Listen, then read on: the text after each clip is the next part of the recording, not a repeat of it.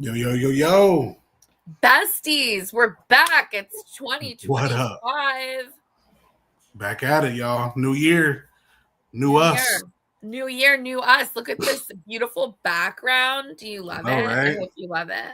No more of that black and gold. We had to get that up out of here. For sure. What a fun show. Yes. So Yes. if you are, No better yeah, way to go into the new year than a show like this. I realized that some people listen to this. Like you can go to Apple Podcasts and you like type in Tuesday Night Besties and we like come up. And sometimes Official. a transcript too. So I see my own blubbering. And it's quite interesting.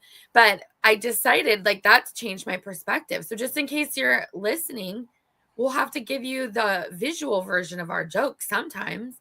But That's right. moreover, we are on New Year's Evil edition of NXT. It's January 7th, 2025. And that was such a good show.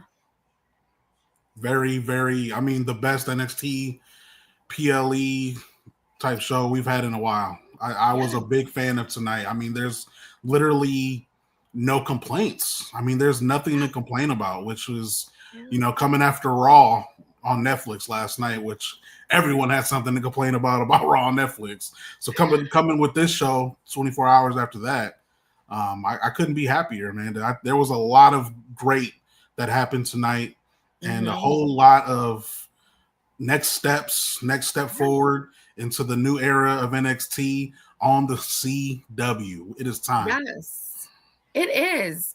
And I do think it's one of those unique experiences where it feels kind of like a full changing of the guard, right? Like if we saw a near complete roster flip within the next couple weeks, it wouldn't be entirely shocking because there are so many people that have done so many great things in NXT, but that, I think we're all kind of looking forward to moving to the main roster, perhaps. Yeah. But definitely lots of changes tonight, 2 big title changes. Did you think that was like, was that a lock for you? Like, did you just for like, me, yes. confident that For was gonna happen? me, the way it happened, I thought was going to happen a little bit differently. But yeah, I thought that we were going to walk out of New Year's Evil with 2 new NXT champions. For the main part, only because, number one, Roxanne Perez has already put together one of the greatest women's NXT champion reigns of all time. Honestly, the only one you can argue is Asuka. Yeah. I think she surpassed anyone else, in my personal opinion. So it's time for Roxanne to go to the main roster. It's been time. We knew this part was coming. We thought at the very latest, we thought it could possibly come as Stand and Deliver. But it comes a little bit earlier because I think she'll be in the Royal Rumble, and I think we are definitely seeing the end of Roxanne Perez in NXT. She has done it all. Nothing left other than get a rematch. I'm sure she'll get a rematch clause in there. So maybe we'll get a rematch at the Stand and Deliver. We'll see. But I think it was definitely time for the next step in the women's division. Julia was brought here for a reason. So on the women's side, definitely thought that was a lock. And on the men's side, once they made it a triple threat, I was pretty much sure that Oba would be pinning Eddie Thorpe. So that was a little surprising. I was a little surprised that Oba Femi pins the NXT champion, Trick Williams, 1, 2, 3, to become the new NXT champion. So I thought it was both a lock for both of them to win. I just thought that Oba would have won it a little bit differently. So great night, though. Great. We got 2 new champions into the new era CW.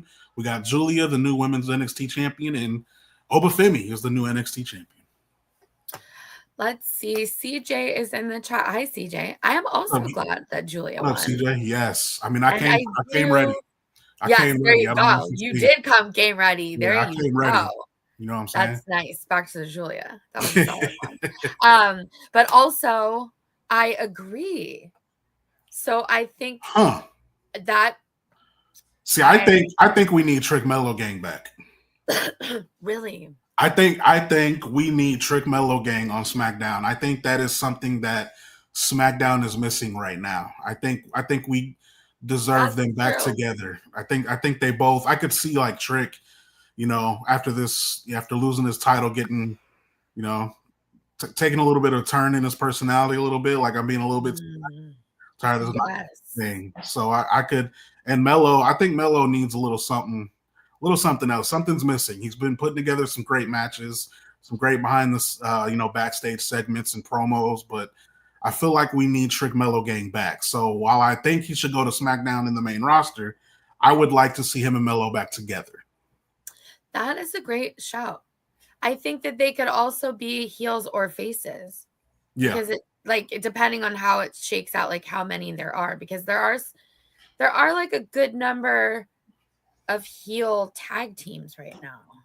There's not SmackDown, especially with the new, especially with pretty much everyone going heel recently. Yeah. So I'm that might be a fun opportunity. On Gargano and Ciampa's tag name for some reason. DIY. I don't know why I kept wanting to call them the Way, but no, it's DIY. Especially with their recent heel turn, it makes things a little interesting. But I don't even think they need to be a tag team, Trick Melo. I think it's just just fun friends. Just, back to what they were before. Like, hey, you go for this, I go for that, but we're back, we're locked in together. Like I never, I know Melo turned on him, but sometimes you forgive and forget. I guess you really don't. But they have a Shawn Michaels Triple H vibe about them, and look at those two chuckleheads now. Every time I think about them, I think of there's one thumbnail. If you ever see it on WrestleTalk.com, please know I made that, Peppy, where it's Shawn Michaels and Triple H, and they're like laughing, walking around backstage, and they just look so pleased with themselves. And I think that's that's how it can be. That can happen for Trick Melo Gang too. Yeah, they'll find their way back together. It kind of is the way, to be honest. Yeah, I mean, yeah. So I was on. Okay, well, we're not SmackDown, so it's okay. I won't go into musings. But like, where's Grayson Waller and Austin Theory at? Are they? Yeah. Did they? What's going on? Are they on? I know. I don't know. They're my faves. Okay, anyway. So did we see the third lady forgot her name? Yep, Gigi Dolan. I don't think it's gonna be a long-term thing. I think Shotzi, this was just a way to bring her back from her injury, kind of get her feet wet before going back. She'll probably, I think she's gonna put over Stephanie next week. I think they already announced. So they did win. Just to recap, everyone, New Year's Evil. Tatum Paxley, Gigi Dolan, and Shotzi defeated Fatal Influence, Jasmine Nix, JC Jane, and Fallon Henley in a 6-woman tag match tonight. And earlier in the night, Stephanie Vacher defeated Cora Jade, Kalani Jordan, and who was the last one? For the number one, Lola Vice, for the number one contender spot for the women's NXT North American Championship. So they had a segment later on in the night where, Ava, the general manager at NXT, was talking to Fallon, said, hey, Stephanie's the new number one contender. And Shotzi comes up, was like, look, I pinned your NXT Women's North American Champion earlier tonight, so I got some say, and I want a title match too. I deserve a shot. So Fallon's like, I'm out of here. You figure it out. You guys can argue about it. So Ava says next week on NXT, we will get another number one contenders match. It'll be Shotzi versus Stephanie Vacher to see who will face Fallon Henley. So I think Shotzi will put over Stephanie in that match, I think, and then go back to SmackDown, in my opinion. Yeah, agreed. Also, maybe. We'll see. There we go. It could be. That seems legitimate to me. Let's see. What else do we have here? Hey, shout out to everybody watching right now, too. Definitely share. Share it to your friends. Tell everybody to watch us. We love NXT just like everyone else that watches every Tuesday. It was a great show tonight. So if you share, we appreciate it. We're just starting the show. This is like our second one? Yeah, I think our third, maybe. Switched. Yeah. So we're very excited about this show. We're very passionate, and that is the reason we switched from Monday nights to Tuesday nights. So definitely share to a friend, family member, anyone, and let them know about this show. We love NXT. Tell a friend to tell a friend. You know what I mean? That is how it is going around here. What was some of your favorite? What was your? Let's start with like we always do with the best of the best. I think My best of the best is perhaps quite personal, but like Ethan Page interacting with The Rock was very exciting for me. Because I would say that I'm more familiar with Ethan Page from his YouTube channel than necessarily his work on AEW, because I feel like a lot of his matches were before I started covering AEW. So they were like, yeah, I missed a chunk of TV time for him, and then he kind of ended up being more of like an AEW Dart guy or like Ring of Honor sometimes. So it's like, yeah, I know him a lot more from his toy hunting vlogs, and I do know that he loves The Rock, and so like that The Rock was like someone who's an inspiration to him, or like one of the reasons why he's like into wrestling to this level and like this much passion. So that was really fun.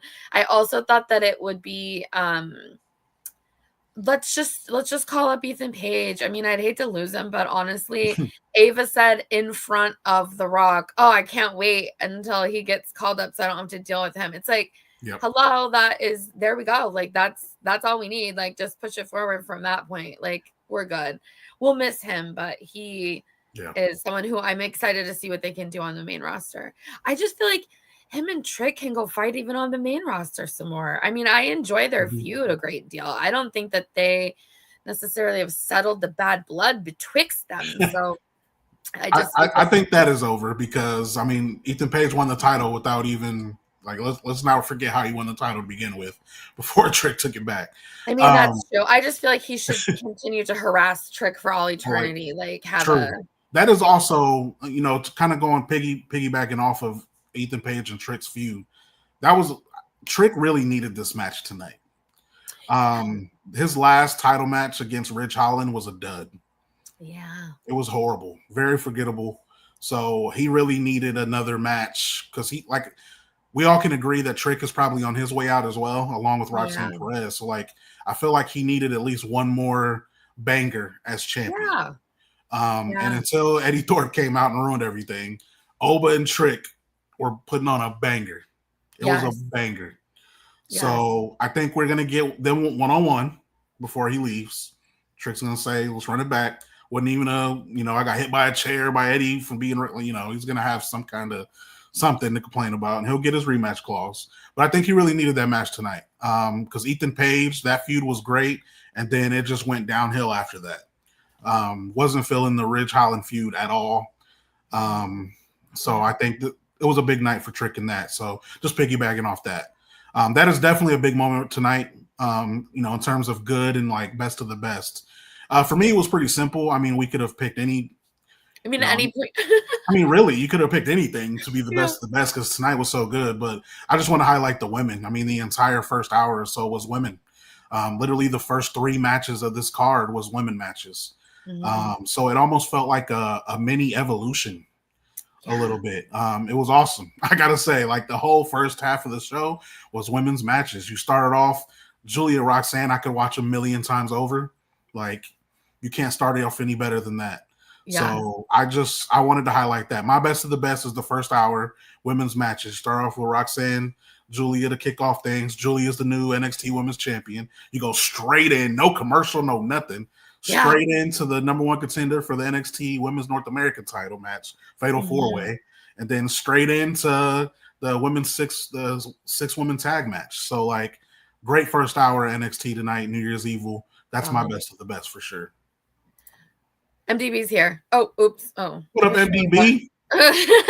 He brought the gun show. Is the one I brought him back in my Julia shirt. It is. It's a good Julia shirt. Okay, how do I? And then Elite Spears here, and notice that MDB is here now. So we've got the squad of besties. Yes. You know what, besties? Bring your besties. Make the circle bigger. Just tell a friend to tell a friend, and we'll keep it moving with our NXT love. That's a good question. So yes, I do 100%. JC Jane. Yeah, JC Jane. I started feeling this way. Was it a couple weeks ago? I think it was a couple weeks ago when Fallon, because Fallon hadn't had a match in a couple weeks, and JC and Jasmine have been dealing with pretty much everyone that's been trying to go after the NXT Women's North American title, and they've pretty much been our bodyguard. And I just remember a segment, I don't remember exactly when it was or what show, but I remember JC looked at Fallon a certain way that reminded me of how she looked at Gigi before she kicked Gigi's head through the door on Ding Dong with Bailey. So I think JC Jane is the one that we should expect to turn in Fatal Influence. I think she's done it already as well, but I think we've seen small nuggets of her already teasing being fed up with the group. So yes, JC Jane is the one I see. Agreed. I could see that happening for sure. Yeah. I definitely feel like almost the entire first hour, like just send them all up. Like I know Julia is the new champion, so that won't be happening. But like I could see Fallon Henley. I mean, if they do break up Fatal Influence, Fallon Henley and Kiana James were like my favorite weird friendship and tag team that they could somehow also bring back together on the main roster. I only know that Kiana James is anywhere near training ready because I wrote a story the other day that she was working out with Charlotte Flair. Oh yeah, I've seen the picture. Yeah, and then also like Cassie Lee was there, like the former Peyton Royce. So the three of them were in one picture. I was like, "Ooh, that's a good group. Look at that. That would be a fun one." So who knows? Who knows what they've got cooking around town. I'm still convinced there's a trios main roster ladies something. Faction. Yeah, we're getting a lot of trios recently. So I think you started that. You brought that up a long time ago. Yes, and then it didn't happen. There's 2 mid-card titles, but maybe someday. Oh geez, wow. CJ has a lot of insightful questions. Is CJ an alter ego of DC? Is he secretly feeding us questions?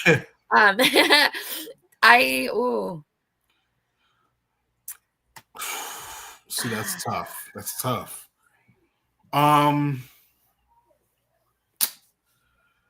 I don't think so. And I only say that because the women's tag team champions right now that storyline is cooking so much right now with Bianca and currently Naomi. But I mean, I think we all know what to expect moving forward with Jade when she comes back and pretty much reveals who attacked her. That's SmackDown. We're not NXT, so we're not going to go too far into that. But like, I will say no, not tag team anyway. I really do believe though that before she goes to the main roster, I really hope that Last Legend gets some singles gold. Yeah. Before she leaves. I mean, beyond, because I feel like Jakara still has some time left. It's no offense to her. I mean, nothing against her, but you can clearly see the difference in comfortability in the ring.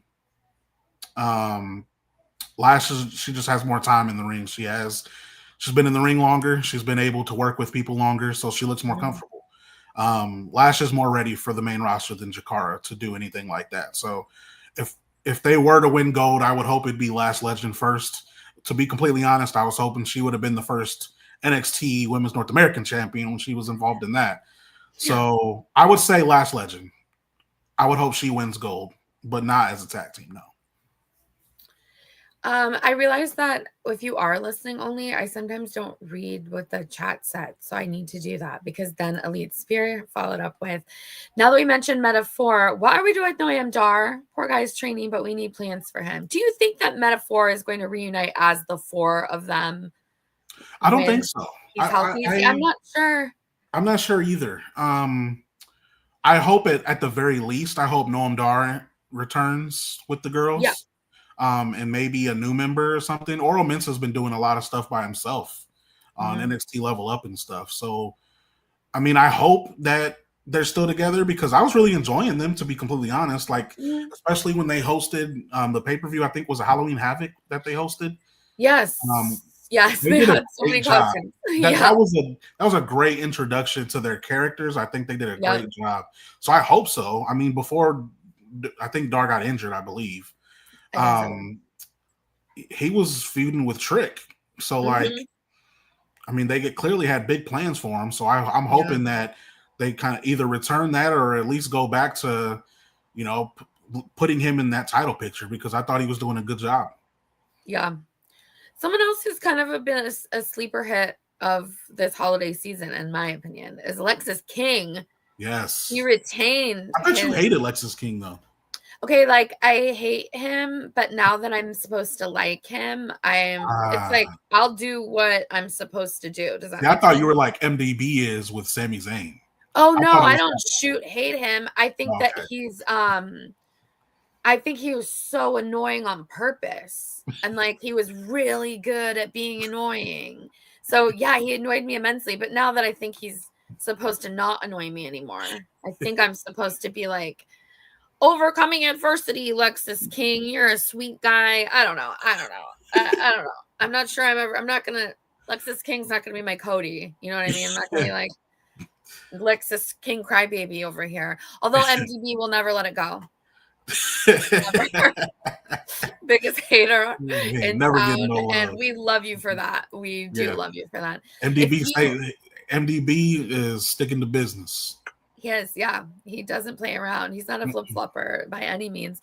If you have any weird feud that you have that is entirely one-sided because they do not know you, they do not know us, they are totally separate human beings, because they're also characters, let us know in the chat. Is there any of the wrestling characters that you cannot stand?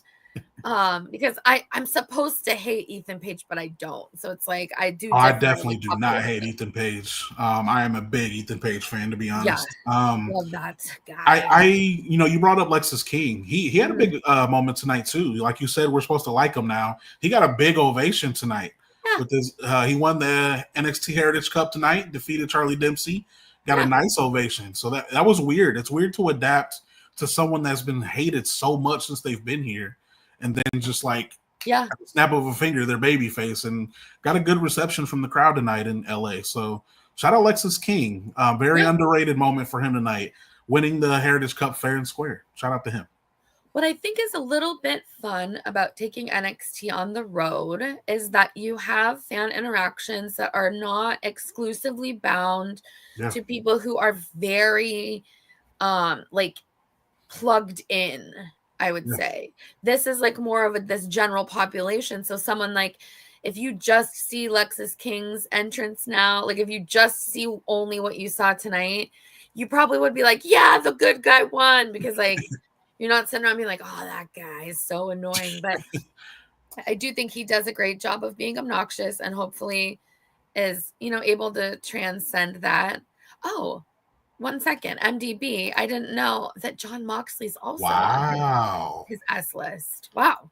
Okay, well, we'll get more into that. Also, I said the name something, and then just somebody said Cody Rhodes from Facebook. So always, let me tell you, if the Cody Rhodes super fans amongst us already know where I'm sitting, so they're fine. This is the interview background from Rhodes. Speaking of Cody Rhodes, so let's, before we talk about like, our favorite matches or anything, we got to talk about The Rock, right?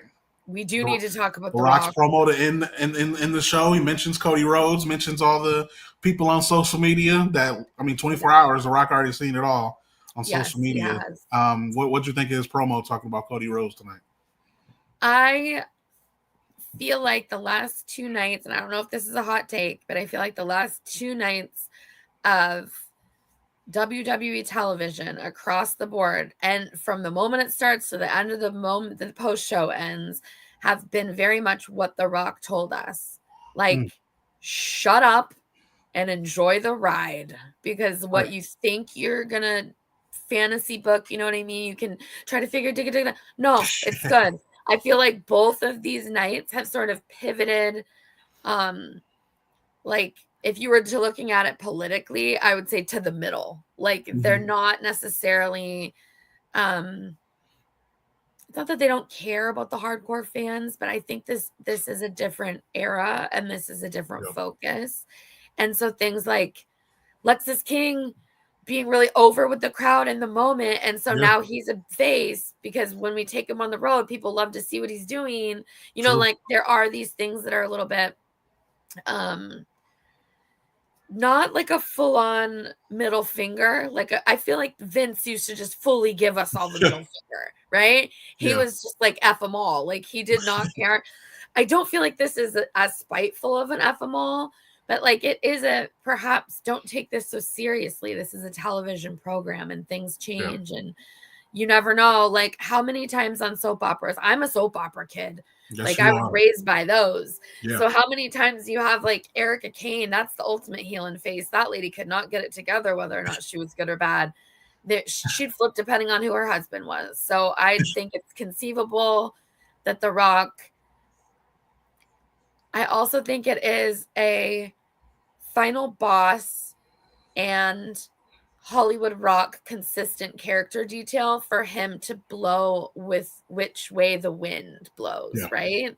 Because he is this sort of, even if you're go full final boss, like he's a disingenuous, it's all for TV, it's all for cameras, like if you buy into that whole character treatment, everything he did with Cody makes complete sense.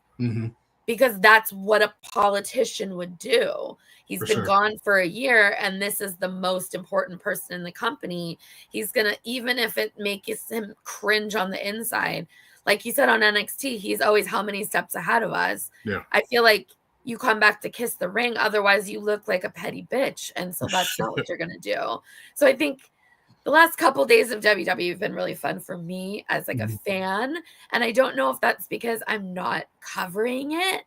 So now I'm just watching my shows and that's very fun.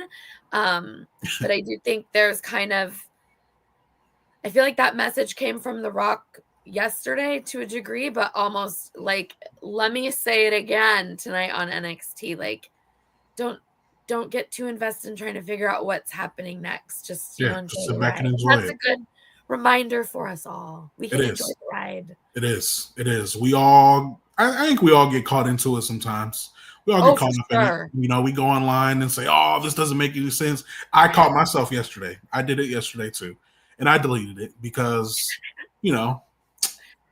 just enjoy it. I tell myself that after a while and I'm like, just delete it. Like it's not, I got really upset with the Solo Roman match. So like, really?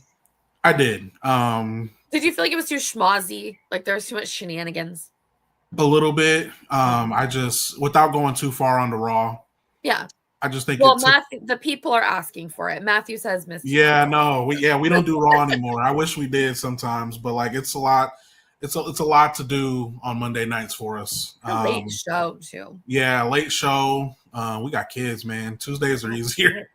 Tuesdays are easier for us. Mondays are rough. Sure. So, but we'll give you a little bit. I'll give you a little bit. So I was just, to put it simple, I really thought that Solo should have won that match. I feel like he had the most to gain from it.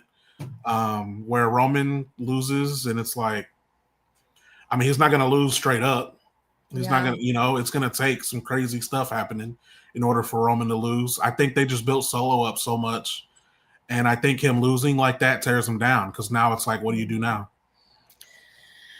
He's repeatedly lost to Cody for the belt.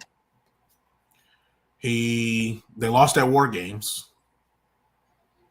Yeah, I have no idea what happened. And he just lost again to Roman after pinning him in the tag match. Yeah. So it's like, I think Solo should have won that match. But that was, so I went on Twitter asking, what do they do now? Fantasy booking, so to speak. And it's like, just sit back and sit back. I mean, look, just sit, like, I'll take The Rock's advice, Amanda. I'm going to shut my mouth. Sure. And enjoy the ride. Yeah, we'll enjoy the ride. That's word of the day. Shut your mouth and enjoy the ride. See, I feel like... Let's agree, though. The Rock said a whole lot of nothing in that promo. I think he truly said a whole lot of nothing. I also think that he forgot that CW backs up to local news and there is no overrun, brother. Like, they don't care who you are. And even if we wanted to know what he said, we wouldn't have known because he cussed so much that it was like half bleeped out. Yeah, there was a lot of dead air. So I'm not sure. Do you think, because I know what's happening. Just my opinion. I do think what the message was supposed to be was him basically sending himself off. I think that like, was I'm the outta last here, time yo. we'll see The Rock for a little bit. Yeah. So I think that's what it was supposed to be. But it just, The Rock goes off the handles, he flies off the radar, and I think people just love to see The Rock. You know what I mean? It was a reason to put him on the show, gain some excitement, sell out the event, which they did. Sold out crowd tonight. So shout out to them for that. Yes. And it was a way for The Rock, I believe, to basically tell us, see you in a little while, in my opinion. Another really great question from CJ, who now I'm starting to think is a plant. CJ, tell me if you're a plant. What is going on? CJ has a lot of good questions. Do you think Shawn Michaels and NXT have trouble on how they can get Ren Sinclair either some singles gold or meaningful matches? Or will she stay hype girl for no quarter catch crew? Okay, so I would sort of disagree in that I think that she's not just the hype girl for them. I think she's gotten some singles opportunities. But then also on the flippity floop of that, CJ, I do think that she's someone who I would like to see pursue a singles title. Mm-hmm. And I think that the way they've set up the dynamic of that faction is, I think she's kind of respected. Like, they don't treat her like dummy kid sister. I don't think her battle is the same as like a Thea Hale. I think Thea Hale's sort of character arc was to prove herself in general. I think Ren sort of already done that just by getting into the faction. She's sort of done that. So now I think where things get a little bit confusing is that I think she's someone that people naturally want to cheer for. Mm-hmm. So if you're keeping her with the heel faction, that sort of muddies the waters a little bit. Right. That's so the problem.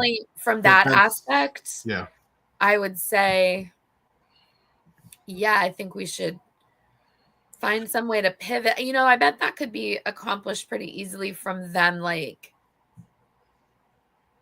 she could get attacked by some spooky people and they don't you know what I mean? Like, I think she could just get tired of losing. Like, that's true too. I mean, like Charlie Dempsey just lost the Heritage Cup.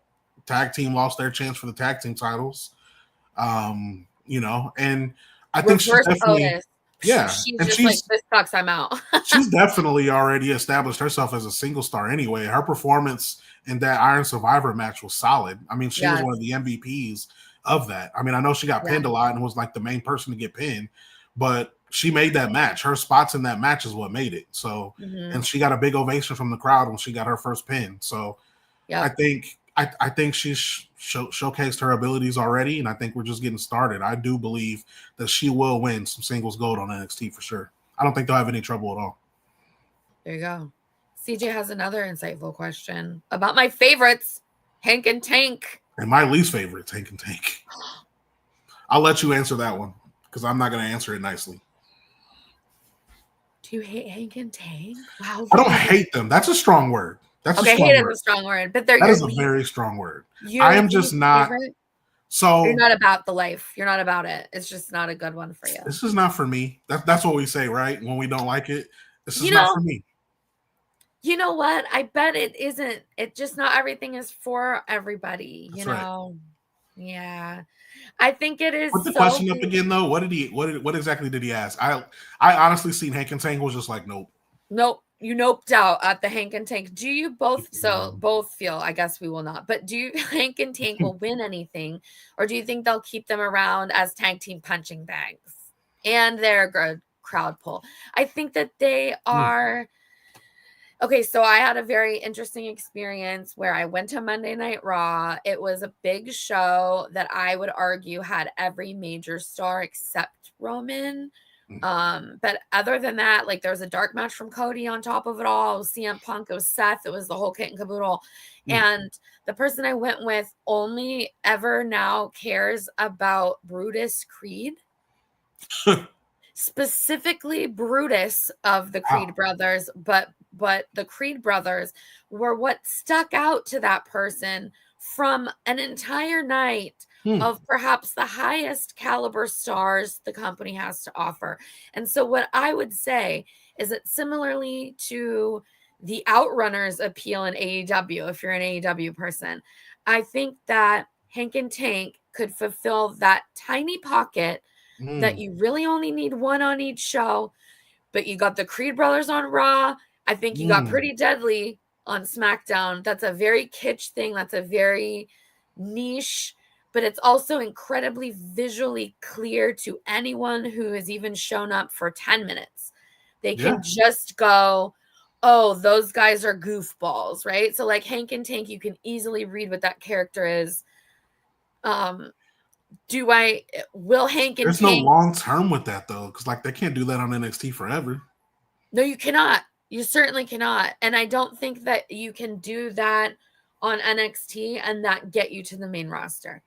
Yeah. So unless you go to the main roster now and you're goofballs and that's the point, is that you're sticking at goofball, which is a perfectly fine career. I mean, I don't think that everyone doesn't have to be serious, or everyone doesn't have to be everything or be like, we have to be, but like, we're just coming off the WrestleMania where we saw R-Truth and The Miz come around to be World Tag Team Champions after quite a good amount of time as not a team. So there's hope for everyone. You never say never. That's what John Cena told us. I like that.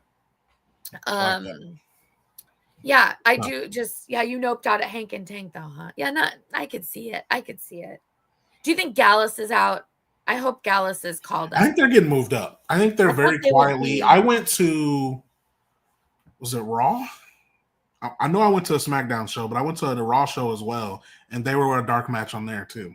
And that's the second time I've seen them on a main roster like dark card. Yeah. So I think one of them was just Coffee though, Joe Coffee, but the second time was all of them. So I do think they're on their way to the main roster for sure. I also wrote one of those wildly speculatory clickbait articles about how they could maybe be like the Shield for Drew McIntyre. That'd be so fire. Because there's like some interesting social media conversations. Let me tell you, I'm not to toot my own horn or anything, but I do think that some of those things that seem like they're just BS, where you're like, oh, you're just making that up to have something to write. I think they do sprinkle in a fair amount of clues, like very clear clues before certain things start happening. So they've just been like bumping up their interaction with Drew on Twitter, like all of them kind of a deal. Like, and it was just interesting. And then, after they lost, I love that actually. Their last thing. I really do love that, especially the way Drew has built his heel character over the last year. Adding a group like Gallus who could perfectly fit that mold. Yep. That could be dangerous. Just smash skulls. That could be dangerous. I'd miss him on NXT though, but that's true. That is true. I'd miss him. This is not what we're talking about, but does Roman get this bloodline back then? Like, is Jacob Fatu supposed to yell out "I love you, Roman"? Like, I don't understand. That's what I mean. That's what I'm talking about. I mean, Solo's supposed to. I mean, technically, Solo's supposed to acknowledge him. So, but then Roman said he's not coming back until January 27th. So I'm confused. So maybe Solo doesn't acknowledge him until then. I'm lost. Okay, so good thing we don't have to sort that out because this is NXT, baby. Yeah, CJ has another great question. No. That'd be cool though. Like a anti-Chase U, and we get a heel Andre Chase. I kind of like that. That'd be kind of cool. Yeah, that's another one where it's like Chase U. Where does how does that go beyond? Hold on, you cooking, CJ? Hold on, I like that. Hold on, where's CJ coming from? CJ is the best, though. If CJ is a plant, please keep doing it because I like that. I promise it's not me. Look, my hands are not me. I'm telling you, he might have cooked something right there, though. I kind of like that. To me, that'd make it interesting because honestly, like the reason they broke Chase U up is because it just got so stale. That's the only reason they broke it up. So that'd be cool. I think that could spice it up too. Getting like a rival school for Chase U, that'd be fire. Matthew likes CM Punk, and Matthew also is down for Rhea Ripley. I feel There we go, Matthew. Yes. So in the last 5 days, WWE is cooking right now. All 3 shows. Last 5 days, we got 3 new women champions. Yep. In 5 days. Tiffany Stratton on SmackDown, Rhea Ripley on Monday Night Raw, and Julia tonight. That's fire. Like, can't go into a new year better than that. No, I do like that it doesn't feel too like we've had other times where, I mean, I'm sure some fans feel this way where they're like, oh my God, that needed to end a million years ago. But I think sometimes when you have this kind of changing of the guard, when there's like a lot of title changes, it feels like it was reactive because everyone was burnt out. What I like is that this doesn't necessarily feel like we all had a mutiny to try to kick these people off of their spot. It's like, this is a natural progression of storylines. This is a natural progression of the real life 2K career mode, because in your career mode, Roxanne Perez would not stay in NXT and be, you know what I mean? Like, we're keeping it moving. So, and in addition to that, like, you know, not even just keeping it moving, like they all had legitimate storylines that led up to it. Like, they didn't just say, all right, you got to lose the title now because it's just not working. Right. Like 3 legitimate stories with the greatest NXT Women's Championship run, one of them in Roxanne. Nia Jax has been, I mean, for the last couple of months, has been moving towards Tiffany cashing in on her best friend for a while now. Story behind it. And Liv and Rhea, which has pretty much dominated the women's division story for the past year. So 3 great stories that led to these title changes a year later. So, and WWE's cooking right now. Women's division on all 3 shows right now is the best it's been all at one time. It's arguable that this is the best it's been all at one time ever. Do you want to get derailed for a second? Let's do it. If there was an NXT-based women's Evolution style premium live event, and you get to fan fiction book anybody against anybody, so it's like it's like main roster, but also like a legend situation. I feel like we could get, like, we as the besties, guys, let's start thinking about this every week. Let's come up with a one of the week. And then by the end of February, perhaps, we'll have such a very long card and we'll slap it up as a feature on bodyslam.net, baby. You click through those pages and we'll see if we can get anything to stick. Because I honestly think that there is 1,000 ways and 1,000 things to do. Mine, the one that comes up immediately is I want Mickie James to have a match with like, or have like a program rather, with like a Ren Sinclair and kind of have that. Did they already do that in TNA where like somebody stalks Mickie? We maybe just did that in TNA, but we haven't done it in WWE, have we? Not in WWE though, yeah. So there we go. Where there's like a single white female style, like storyline where someone's trying to become Mickie James and they like radically change them. It's probably shouldn't be Ren, but someone who maybe has like a not clearly defined character and their character becomes being this stalker. So their character becomes being, I'm trying to be Mickie James, and then they can have one of those. I saw Nikki Bella standing next to Tiffany Stratton last night, and that was what made me go, oh, are you kidding? Like, why are we not? Come on, let's go. Why am I not seeing Maxine Dupree and Nikki Bella teaming against? So this is probably going to seem like way fantasy booking, like way too far. But you know what? You started it. I did. I started it. You got the wheels turning. So let me cook for a second. Okay. Ladder match of all. Let's say. Trying to think of the greatest. I don't know how many exactly, but we'll try to count them as I go. So a ladder match of all of the greatest women's NXT champions of all time. One person walks away with the belt, the Ultimate Championship, as the greatest NXT women's champion ever. You get Asuka, a return of Mandy Rose, Roxanne Perez, Shayna Baszler, Rhea Ripley. Like, I'm just thinking of the greatest NXT women's champions ever. Put them in a ladder match, let all of them fight it out, duke it out. Who's the greatest women's NXT champion of all time? Only one can climb the ladder and grab it. The Ultimate. That's just one thing that comes to my head. If like that sounds fun to me. Like That I want to sounds know good. because there's been some really great women's NXT championship runs. And not only do you get all these women in one match, you get a returning Mandy Rose, a reason to bring her back. Yeah. Well deserved. Which I do eventually, just to get on record, I do eventually think that she is coming back. I think it'll take a little bit, but I do think there will be a Mandy Rose return. And it's probably not going to be on NXT, to be honest. But I'm fantasy booking here. I'd love a return of Mandy Rose involved in that match. That is a very, very good pitch. We are on fire here, people. You should think about that this week. Think about your dream NXT-based Evolution style premium live event match and what you'd like to see. Yeah, that's solid. That is a good one. Okay, well, we did best the best. There isn't really, I don't have any least best. I like everything. I have nothing for work. I mean, if I'm just picking anything, I wasn't a big fan of the Eddie Thorpe thing. Yeah, I kind of didn't really like. I don't understand. Give a shit, to be honest. It's like if y'all just you're gonna do this just gave us freaking Obo a 1-on-1 for all that.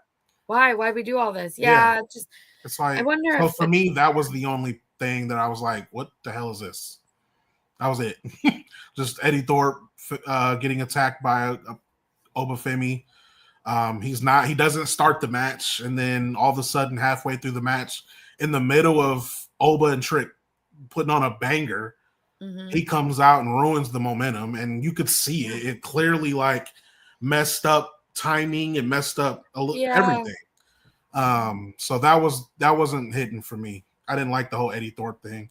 They could have just gave it to us 1-on-1. Elite Spear has a great idea. Jordan Grace and Zart. I always, as I say it, I think That's I'm fire. saying it wrong, but just 1-on-1. Right. I like that. Just and this is also what I'm interested in. Yeah, seeing. That's it right there. Zarya and Rhea. Solid. That's it. Yeah. So what do you think about Corey Graves? Do you think I don't think it's a permanent. I was hoping we'd end with that. Yeah, what did you? So in my mind, I hated it. And I think it clearly messed things up on the broadcast. Like if you remember, I don't remember what match it was. I think it was the 6-woman tag match. Corey was talking to Booker, and Booker called him Vic. And Vic literally had to correct him go back and watch it if you're watching this and you recorded it, go back and watch it. You're gonna, I think it's during that match, you'll hear Vic, Booker, Corey's the one you're talking to, because he literally said Vic at the end, and it was definitely Corey that was talking. Booker's you guys all look the same to me. Yeah, I mean, some people liked it though. I guess if whether you're a fan of Booker T on commentary or not, some people were okay with him talking less. So it just depends on where you're at with Booker T on commentary. I like Booker. I think he adds a unique flair to it. I think him and Vic work well together. So to me, Corey didn't fit in tonight. I thought it was kind of weird. Yeah. It may be something we have to get used to though, because right now, as I believe, Corey isn't anywhere. See, I thought they were he was third wheeling it on SmackDown. So it was going to be Wade, Joe, and Corey was the last thing I saw, but that might have changed too. Yeah, that's what I'm saying. So it could be something. And I know there's some reports getting ready to come out soon, so we'll have to keep an eye out. But I hope this isn't I really hope this is not a normal thing moving forward, because me personally, I wasn't feeling it. Yeah. I really like the chemistry between Booker and Vic, because Vic tries to convince Booker he loves him, and Booker's like, no, I literally hate you. And I feel like that is my exact dynamic. Yeah. I'm like, you love me. Like, come on. I know you do. And no, literally no. So yeah, I always think those combinations are so adorable and fun. Eddie Thorpe yuck is what at least. Yeah, I wasn't feeling it. I wasn't feeling that entire part. Other than that, though, banger show tonight. Yeah. My biggest takeaway before we end the show tonight, like I said, give me Julia Roxanne 2 million times over. Like, so good together. The chemistry is top notch. Those are clearly two of the greatest women's wrestlers in the world right now. Mm-hmm. So once again, and not a whole lot of shenanigans in that match, which I was really glad. Yeah. Like I was really worried that like Cora was going to get really involved and then Stephanie was going to come out. Like I thought it was going to get messy. So I'm really glad that it was very short. Like literally all Cora did was pull the ref out for one pin and then he kicked her out. So it was it. So that was my biggest takeaway. Julia Roxanne stole the night for me. It was hard to top that after that. I would take that match 2 million times. Fire. Yeah. Solid. Well, besties, thanks for joining us. Yes. We are here. We are on Tuesday. Thanks for finding us. Where did it go? Yeah, CJ is the bestie of the night. Absolutely. I'm gonna find out who you are, CJ. Yes, CJ. Next week, when the many insightful questions come from one person, it'll be another burner account. CJ, you were a delight in the chat. Thank you so much for joining us. Honestly, keeping the conversation moving is always wonderful. And then you don't just have to listen to us chirping, you know what I mean? People like to talk to each other a lot of the time. Okay, friends, I hope that you have a really great week. This is our first week of 2025. I hope 2025 is treating you well already. If it is not, it's only 1 week. We got 51 more chances, friends. That's right. So let's get it. Tell a friend to tell a friend, okay? We are a positive show. We probably are more positive than some other, you know what I mean? Like we're not here to talk about everything that sucked. We want to talk about the stuff we like, and then, you know, sometimes it sucks, but not always. Sometimes like tonight, there's an exceptional show with nothing bad to say. And we're not going to make it up just to have something bad to say. Exactly. It was a beautiful show. Thank you for joining us. We had such a good time chatting with you. Where can they find you? Where can the people find you, DC? I mean, I pretty much these days just X, Twitter at DC Hendricks, Instagram official DC Hendricks. It's pretty much it. There you go. Don't find me, but if you want to, you can. Absolutely. All right. Have a good day. Take care. We love you. We'll see you next week, best.